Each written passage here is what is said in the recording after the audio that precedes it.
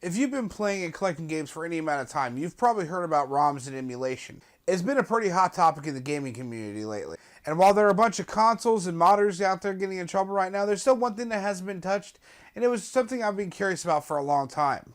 And that's Multicarts. Probably the next thing on Nintendo's list to start hitting.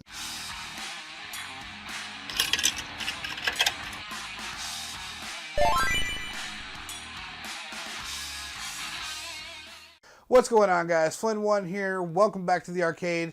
And today I wanted to talk about Multicarts and just kind of what they were, what they do, and, you know, are they a good thing or are they a bad thing? So first off, these things are everywhere. You can find these on eBay, you can find them on Wish, AliExpress, Amazon. You can find them just about everywhere. And they're very similar to a repro cart. And that is where a game has been reproduced. Somebody took an NES game, created a new chipboard for it, put the ROM file onto that chipboard, put the label on it, and there you go. You have a copy of one of the rare games like Little Samson. But Multicarts are where they recreate a cartridge, take this little board here, and dump a bunch of ROMs onto them, and they'll sell them for about 25 to 30 bucks, and you can pick it up, put it in your NES, and play. Now here's why I think these are an awesome idea. These are a great thing for gamers in general that are wanting to experience older games that are really hard to find or are stupidly expensive. Like this, on this cart specifically, has 143 games, and I can sit here and play Little Samson on my Nintendo Entertainment System. I can't afford to pay the price tag to buy a copy of Little Samson. I can't go out and buy a copy of Flintstones. I can't find a copy of Sweet Home, a really awesome horror game for the NES, which is actually on here. And this thing has way more hard to find and obscure games on it. And this allows me to play them all on original hardware. On these types of carts, there's no Genesis titles, SNES, or anything like that. This one is strictly NES. You can find Mega Drive Genesis versions of them, Super Nintendo versions. They even have things called the EverDrive, which allow you to put an SD card into the cartridge and you put it in your original console and play. And of course, you can play a lot of these on clone consoles as well, such as the Retron 1. Sadly enough, they don't work on the Retron 5. I've already tried it, which is why I'm probably not going to get any footage of this, at least right now. But again, I find these to be an awesome thing for people who just want to experience the titles, that aren't really even collectors, that just want to play the older games. And I think this actually benefits the industry in a way that lets the big companies know that, hey, we want to play these games. We want to play Earthbound. We want to play Little Samson. We want to play these obscure, expensive titles. Remake them for us. Put them on a compilation game collection, whatever, which we'll be talking about those in another video. I've already seen RGT85 review one of these. He actually did a really good job of it. I will link a link down to him down below. This is also an awesome way to do ROM hacks. You can check out John Riggs' channel where he does some awesome ROM hacks, and I'll leave his channel down below. But there's just so many cool different things you could do with carts like this.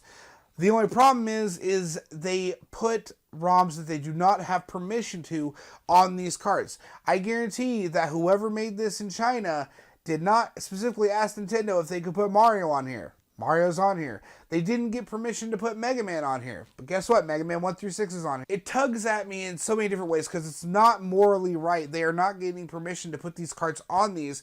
But I still believe that gamers should be allowed to experience these titles. So what I'm hoping is throughout all these lawsuits with the Soldier Boy console and the modded Switch and all this other stuff going on, that companies like Nintendo are seeing that we want to play these games. We want to experience the epicness that was in these previous generations.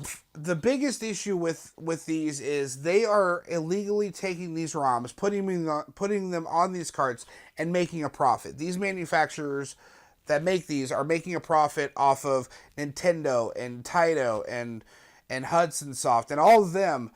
They're profiting off of their creations without them getting a single cut of it. And that's where it becomes morally wrong. That's where a lot of people just don't see that this is a good thing. But I believe there is some good in it. I'm actually really happy that I have this, that I can play some really cool retro games that I'm not going to be able to get my hands on anytime soon. I just wish there was a way that I can contribute to the developers on games that I'm now discovering. I wish it could be like, hey, this game is awesome. I got to check it out. Here's some money, you know. But we'll talk about that in another video coming up about compilation games. But I want to know what you guys think. What do you guys think of multi-carts or repros or anything like that in general? What do you think about ROM emulation? Let me know down in the comments below or hit me up on social media. I'd really love to hear what you guys have to say about it. But I'm going to probably sit here and enjoy this cart probably for the next few years for sure. If my NES agrees with it, or I might just have to buckle down and get a Retron one. I don't know. They're 10, 15 bucks. I mean, I still think they're a cool idea. I wish there wasn't all this legal allegation tied onto them, and I just wish that there was a way to do this the right way to where it's fair to everybody. Check out the other two guys I left in the comments below. They're really cool YouTubers. They're way bigger than I am, but they go into better detail than I do about repros and just this kind of thing. And also, our GTA 5's got some hilarious stuff on the Soulja Boy console. And then also, you can find out how to repair some of these carts from John Riggs. So go check those guys out. Don't forget to leaving a like on this video, guys. It would help me out so much just to let me know that you guys are enjoying it. And also, like I said in the beginning of the video, don't forget to subscribe, hit that notification bell. And just take me on my social media links so we can sit there and chat and just have some fun, talk about games, whatever you would like to. But thank you so much for tuning in to another episode here on The Arcade. I really do appreciate it, guys. And I'll see you in the next one. Peace.